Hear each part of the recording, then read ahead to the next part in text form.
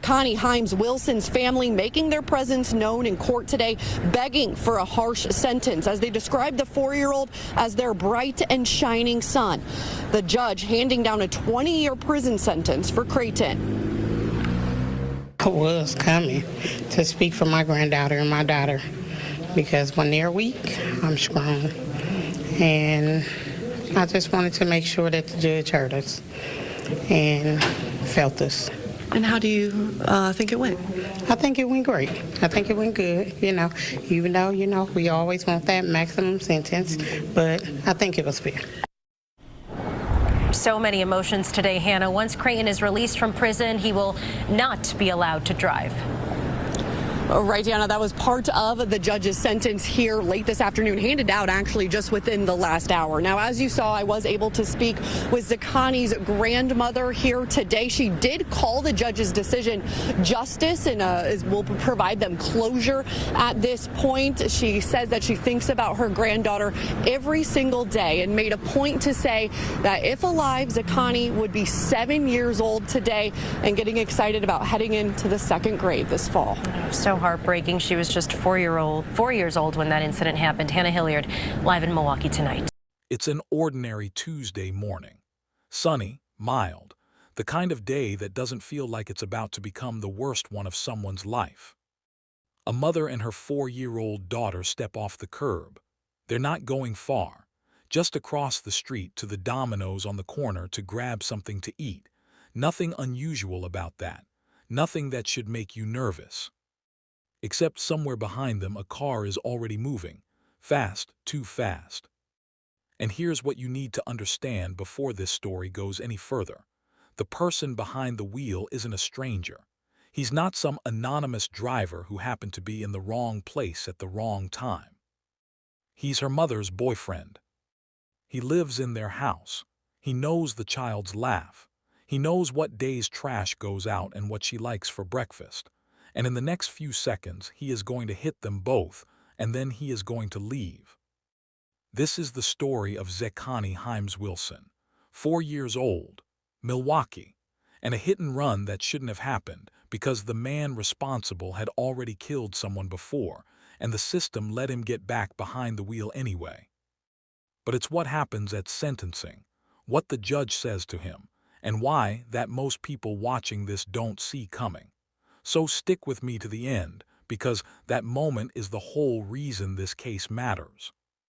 If this is your first time on Real Crime Stories channel, welcome. I cover cases like this every week, always with the goal of putting the victim back at the center of their own story. To understand how something like this happens, you have to understand who Zakani was and who was living under her roof. Gloria Hymes was 27, a young mother raising her daughter in Milwaukee. Family and friends describe Zakani as bright, joyful, the kind of kid who filled a room. She was 4 years old enough to have a personality, a sense of humor, favorite songs, a whole little world already forming.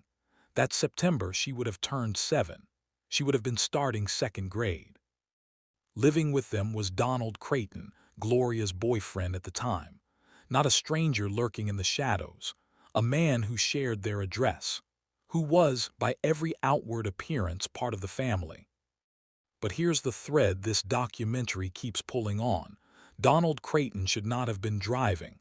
Not that day, not for years before it. Court records show Creighton had never been issued a driver's license. Not suspended, never issued one in the first place. And this wasn't a one-time lapse. Back in 2018, Creighton was behind the wheel again without a license when he struck and killed a man named Darrell Tharp, a 36-year-old father of 4. Tharp's aunt would later describe him as a sweetheart, the kind of person who hugged everyone goodbye like it mattered. Creighton was convicted in that death and sentenced to 5 years. He served 10 months. 10 months, and then he was back on the street. Court records even show that while he was still on probation for killing Darrell Tharp, he picked up 3 more citations for driving suspended and speeding. This is the part of the story that turns it from a tragic accident into something else entirely. Because Donald Creighton wasn't an unknown risk sitting in Gloria Hymes' living room. He was a known one, a risk that had already detonated once, that had already taken a life, and somehow he was allowed to keep living inside a family's home, keep getting behind a wheel until it happened again. Keep that in mind, because it's going to come back around in a way that changes how you see everything that follows. That's where we'll pick up next time with April 30th, 2024, and the moment everything came apart. If this case has your attention, drop a comment with your first reaction. I read every one. And if you haven't yet, subscribe so you don't miss where this goes. April 30th, 2024. About 11:30 in the morning. The corner of North Teutonia Avenue and West Vera Avenue on Milwaukee's north side. Gloria Hymes and her daughter Zekani are crossing the street. It's the kind of walk you don't think twice about, a few hundred feet, a quick errand, home in 15 minutes. Then a black Chevrolet Impala comes through the intersection at a high rate of speed. There is no time to react, no chance to step back. Surveillance footage from the scene captured the impact, both of them thrown into the air before landing on the roadway. Gloria Hymes was hurt badly.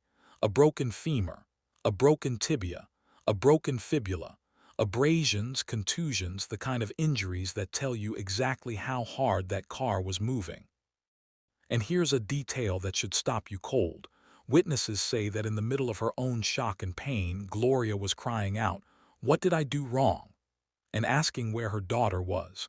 She didn't know yet. She was lying in the street, badly broken, and she still didn't know that Zekani was gone. Now, the betrayal.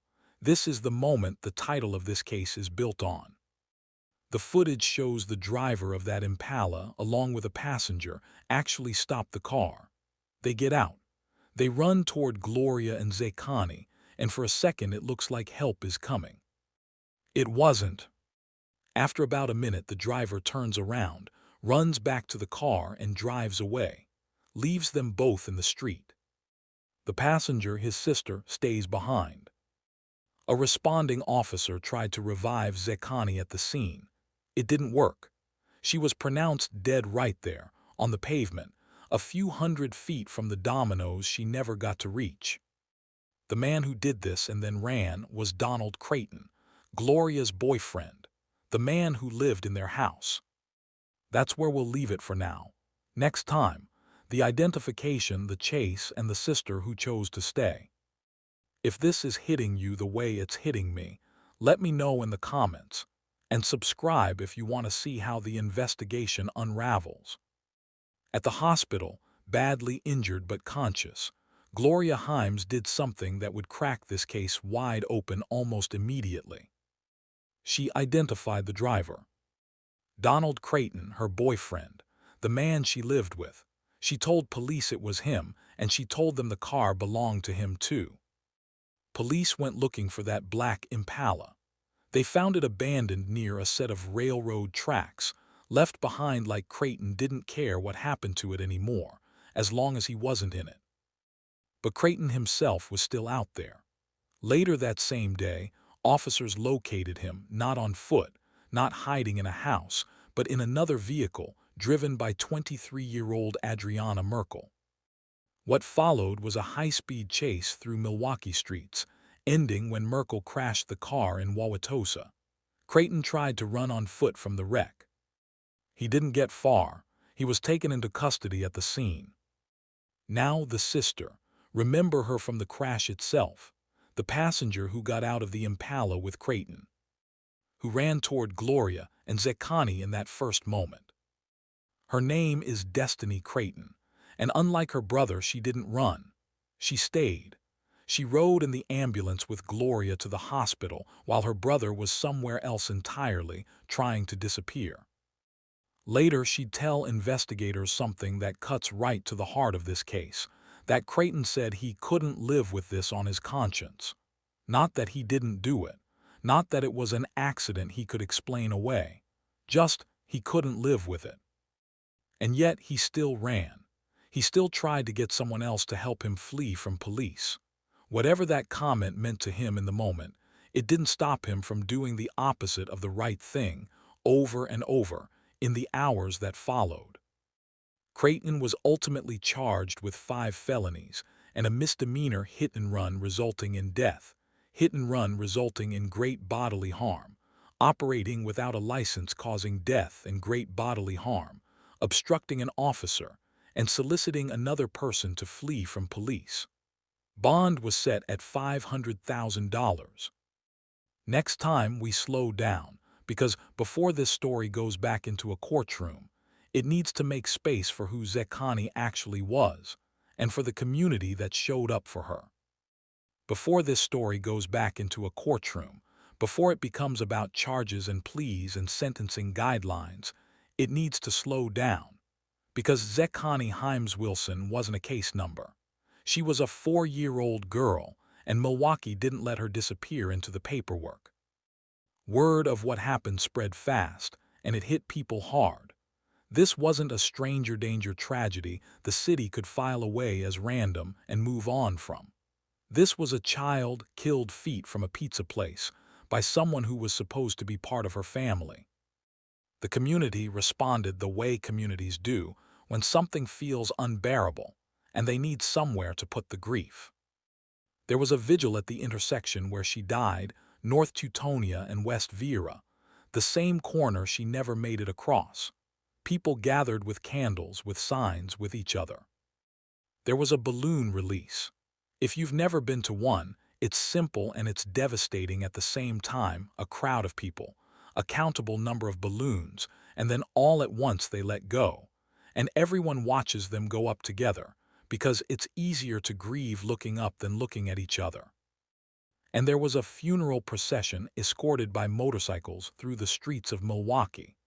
A send-off big enough to match how much this city refused to let her be forgotten.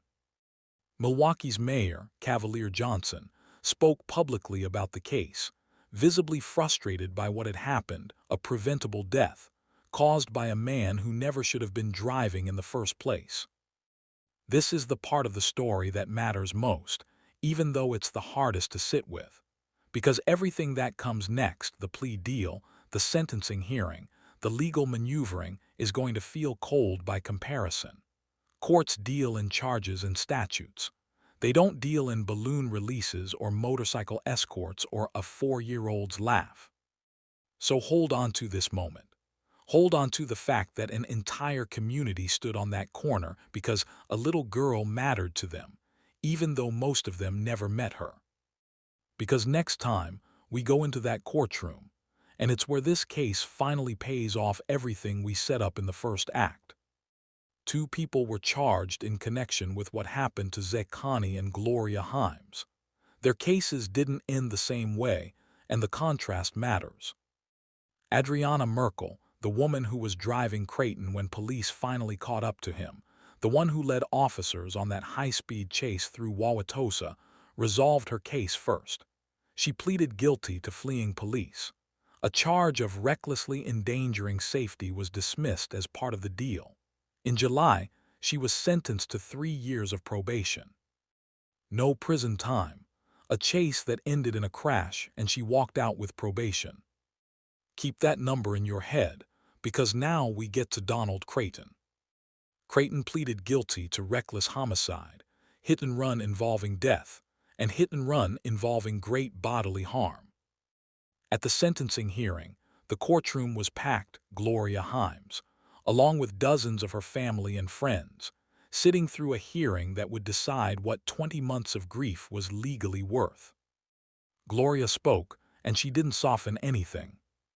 "It ruined my life," she told the court. "Nothing is ever the same. I'm just shook. Words can't describe what I feel." She said plainly that she didn't feel Creighton even deserved a plea deal, that she wanted him to have life in prison, because life in prison is what she has now without her daughter. "I'm living my worst nightmare," she said, "and that nightmare was losing my child, and now I have to live in it every day." Creighton apologized. He told the court, "I let them down when they needed me the most." And this is the moment this entire episode has been building toward. The twist the hook promised you at the very beginning. Milwaukee Circuit Court Judge Laura Crivello had heard an apology like this from Donald Creighton before, because this wasn't his first sentencing for killing someone with a car. Back in 2019, standing in front of a judge for the death of Darrell Tharp, Creighton had also expressed remorse. And Judge Crivello said so directly to his face, that it doesn't ring true when you say the same thing at a previous sentencing and don't change your behavior afterward. She told him plainly. She didn't know if she believed the remorse this time either. Think about what that means. This wasn't a man's first brush with what it feels like to kill someone and stand in a courtroom. He had done this exact performance before: the apology, the promise, the appearance of having learned something, and then walked out and kept driving without a license anyway until it happened again.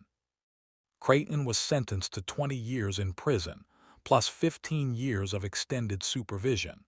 He was also ordered to never drive again. Zekani Hymes-Wilson would have turned 7 that September. She would have started 2nd grade.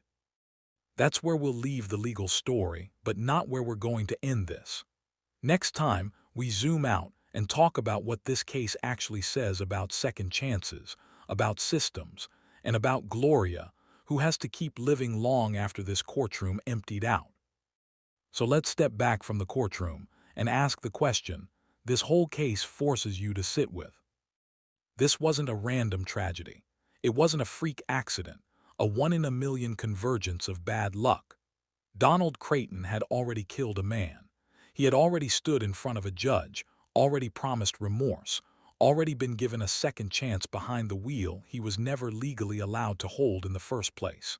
He served 10 months for taking Darrell Tharp's life, and less than 6 years later, he took a 4-year-old's life too, in the same way, doing the same thing, and then ran from it the same way as well.